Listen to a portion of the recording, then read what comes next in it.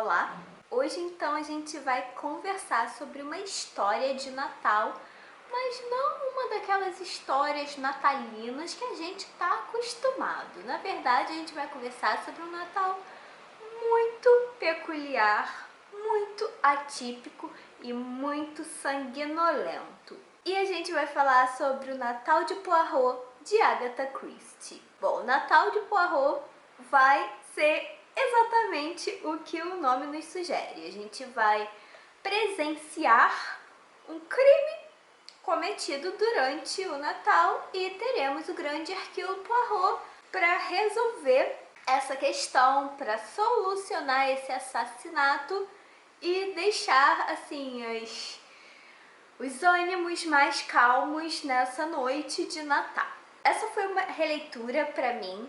Eu li especificamente para fazer vídeo especial de Natal, mas eu não lembrava praticamente de nada. Eu lembrava dos detalhes de como o crime tinha acontecido, alguns elementos que eram muito importantes na narrativa, mas eu não me lembrava quem tinha morrido, quem tinha matado. Eu realmente apaguei. Eu fiquei muito surpresa com esse livro, porque a Agatha Christie me fez de otária mais uma vez. Para mim, realmente foi uma surpresa muito grande descobrir quem matou. Esse livro, ele é muito interessante porque ele é uma história bem clássica de Agatha Christie, né? Ele tem todos os elementos que normalmente estão presentes nesse romance policial tradicional e nas histórias da Agatha. Então a gente vai ter uma mansão assim meio isolada, a gente vai ter uma família muito rica em que há um patriarca e muita gente dependendo dele, muita gente precisando de dinheiro, vamos dizer assim.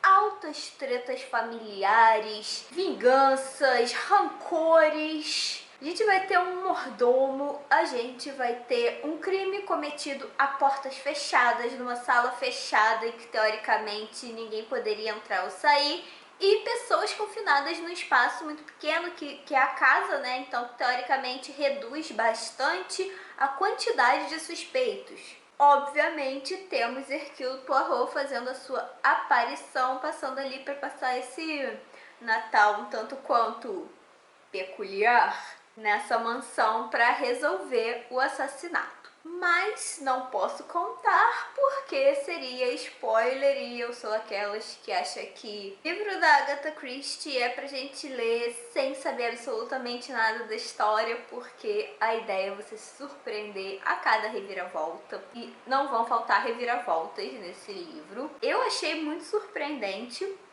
mas ao mesmo tempo a gente nota que tem muitos clichês. Tudo bem que quando ela escreveu, possivelmente eles não eram clichês. Mas hoje em dia, a gente já leu muitas coisas parecidas, não com a resolução é incrível. Mas a estrutura, algumas coisas que acontecem em determinado momento, a gente vai ver roubo de joias, que também é um elemento muito comum nos livros da Agatha. Vai ter aquela famosa estrutura em que praticamente qualquer pessoa envolvida teria algum motivo para assassinar a pessoa que foi morta, né? Então seja por dinheiro, seja por ódio mesmo, vingança, seja por ressentimento. Então, de alguma maneira, todo mundo ali teria seus motivos para cometer esse crime. Isso é uma coisa muito comum em vários livros da Agatha. Se não fosse a solução super engenhosa, super mirabolante, eu diria que é um livro meio comum, meio simples. As personagens, elas não são particularmente muito bem desenvolvidas. Eu tive uma certa dificuldade de empatizar com elas, de realmente torcer por elas, torcer para determinada pessoa não ser morta ou não ser o assassino. Eu tive um pouco de dificuldade de me conectar com esses personagens porque eles são ligeiramente rasos, sabe? Eles tem motivações e tal, mas eles são de certa forma previsíveis e parece que eles não evoluem ao longo da história, que é algo que acontece em livros posteriores. A Agatha aprendeu a fazer isso de uma forma muito interessante, de modo que ela consegue desenvolver as personagens sem deixar o crime de lado, sem deixar o mistério de lado. Eu acho que livros posteriores dela fazem isso muito bem. Aqui já são mais rasos mesmo, o foco não é em construção de personagem, o foco é no mistério, né? Quem cometeu aquele crime e também nessas tensões familiares, porque a cada momento a gente descobre uma treta nova e a gente descobre que tem algo mais podre em relação a um ou outro membro dessa família, de modo que ali mais ou menos tinha todo mundo alguma coisinha para esconder ou pelo menos para se explicar. E como eu falei, eu não desconfiei por um minuto sequer da identidade do assassino ou da assassina. Nesse sentido, eu achei realmente muito uou. E o que eu achei interessante nesse livro, tem duas coisas que eu achei interessantes, na verdade. A primeira é que tem muitas referências a Macbeth, porque como é um crime particularmente sangrento, que não era algo muito comum na Agatha. A Agatha era mais fã de uns crimes mais discretos, sem tanto derramamento de sangue, um veneninho aqui, sabe? Umas coisas assim não tão macabras, não tão mórbidas, por assim dizer. Nesse crime vai ter bastante sangue e o sangue é muito importante, ele é muito valorizado, ele é muito ressaltado, né? Em todos os depoimentos, todas as descrições da cena parece que havia muito sangue e isso vai ser importante, né, para o desfecho da história, e isso faz uma ligação direta com a fala da Lady Macbeth, que fala que quem iria imaginar que aquele velho teria tanto sangue dentro de si. Uma referência ao rei Duncan, que, enfim, ela conspirou com o marido Macbeth para matar e tomar o poder.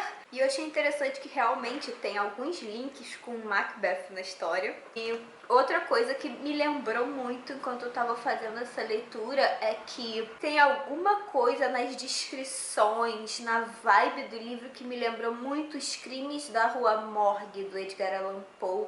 Então, talvez haja, intencionalmente ou não, uma espécie de reverência a esse precursor, né, dos romances policiais como nós conhecemos hoje.